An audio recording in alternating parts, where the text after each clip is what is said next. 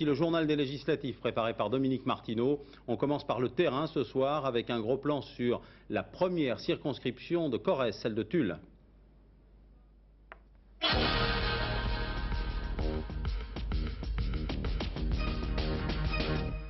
Ce qui sera l'enjeu à Tulle, c'est cette ville qui est en train de mourir et pour laquelle on ne fait rien. En 95, Tulle l'ouvrière avait sacré Chirac, en choisissant comme maire Raymond Max Aubert, un ami du président.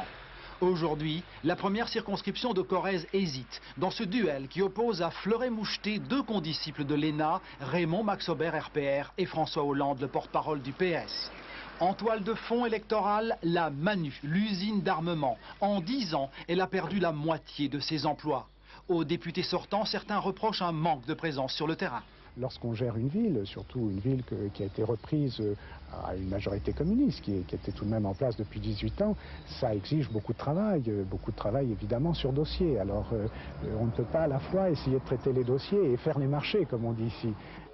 Alors, sa campagne, l'éphémère secrétaire d'État au développement rural du premier gouvernement Juppé la consacre aux ruraux, histoire de rattraper une image jugée parfois un peu technocratique pour un Corrézien. François Hollande, lui, plaide à Tulle pour un vrai plan de charge à la Manu, mais à Juillac promet aux agriculteurs des aides mieux adaptées, sans oublier son adversaire. Il s'est réclamé de beaucoup de soutien glorieux, mais il n'a pas fait la démonstration que beaucoup attendaient, qu'il pouvait amener des choses, qu'il pouvait protéger ce qui devait l'être, qu'il devait défendre le service public, au contraire. Et je pense que c'est ça qui va faire la différence. Point de vue partagé par la communiste Dominique Grador. Elle rêve d'être présente au second tour. À défaut, le report se fera sur le candidat socialiste s'il s'engage pour l'emploi. L'emploi, c'est la Manu, l'emploi, ce sont les services publics dans leur diversité. Le débat est politique, et il est politique sur la question de l'emploi.